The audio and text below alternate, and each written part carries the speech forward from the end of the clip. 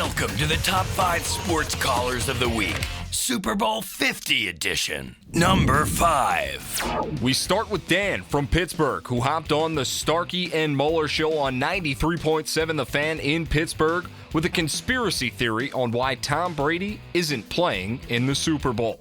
He was not Tom Brady yesterday. And I know that every game, you can't be perfect every game.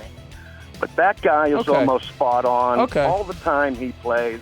And it just showed yesterday.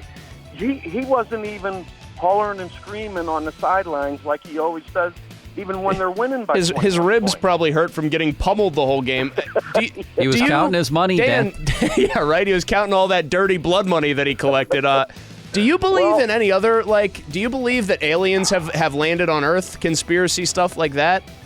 Well, I do believe in aliens, so that's another radio show. But it can be this one. Trust me, man. It's this one now.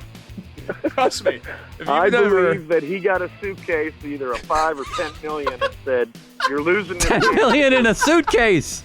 I know. How about we're not going to lose $100 million over you. How about like the Loch Ness Monster? Yes or no? Seriously. Sasquatch. Well, it could be that too, but I don't know. It's just my opinion. I just feel that he I hear you. He was totally different in that. Well, that's because he got hit more times than he ever got hit in a game in his career. You're right. Yep, you're right. It was that in the briefcase full of cash marked "lose or else, pal" that did it in. Thank you, Dan. Yeah. Thank you. Yes. That was wonderful. Number 4. Nikki Bones from Trenton, New Jersey called in to Boomer and Carton to get Craig's thoughts on the spread for the big game, and so far, Carton isn't a fan. My man, good to talk to you. Who we got this next week? I don't like the game, to be honest. Scary. It'd be weird, right? I hate the number. I hate the game from a betting standpoint. But gun to my head, I would actually take the Denver Broncos. Ooh, I was going to say money line Carolina. No. Now listen, if you're going to do money line, you never take the favorite unless it's like a 1-point favorite. What is the money line? Like 280, 290? I'm not even sure, to be honest with you. I'll check. What's the over-under for the game? 40-something. 40-something? Yeah. Yeah, I don't, Nikki, I hate the game. I think Carolina should be favored by 6 or more, just based on how they both got there, which tells me that it's going to be a closer game based on the number. Right. And I'll take the points. It's over 3, and I'm going to take Denver. That's what I like to hear. Hey, I'll bring you guys some De Lorenzo's. We're going to talk about some real. Well, you don't know from De Lorenzo's, and you can't get it to go because they'll beat you if you ask for it.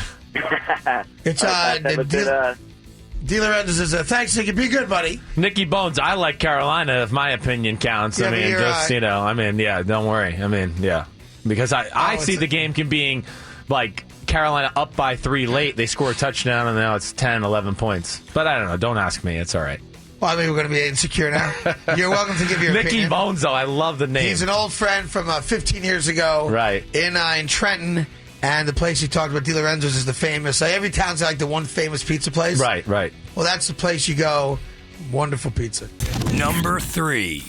Leah from Philadelphia joined Angelo Cataldi and the morning team on 94 WIP in Philly to tell them that she's fascinated with Cam Newton, especially his gum chewing. I love watching him play. I could just sit and just watch him play football all day. His interaction with the crowd. Yep. I mean, his athleticism.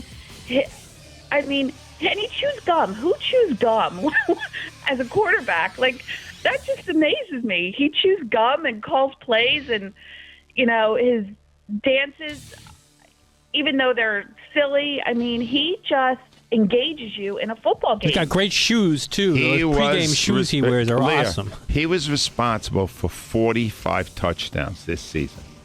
For one man, 45 touchdowns.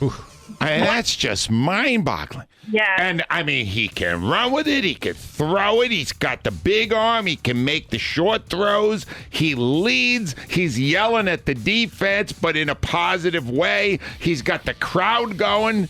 I don't know. I've never seen anybody who had everything. He seems to have everything. He doesn't have one thing. What? Super Bowl. Well, he's about to get that.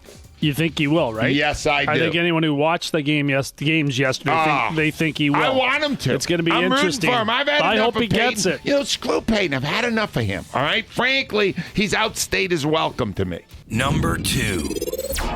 Larry from Detroit called in to Valenti and Foster on 97.1 The Ticket in Detroit to tell the guys he's tired of the Cam Newton haters. Look here, man. I've been going through this since the beginning of time. Terry knows since the days of Weber, man. I went to Mackenzie High School and ended up going to Wayne State because you got folks that did not want to in the 80s look at a doggone black quarterback in the PSL. One, they didn't like the fact that you was in the PSL.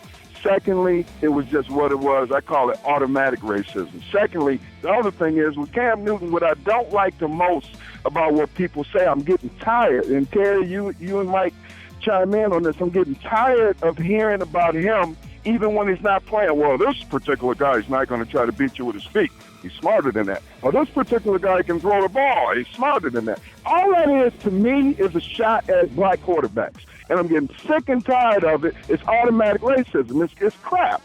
I mean, this guy is a winner. And I had one more thing. You got people talking about, yeah, man, they ain't beat nobody that's over 500. He's in the NFL.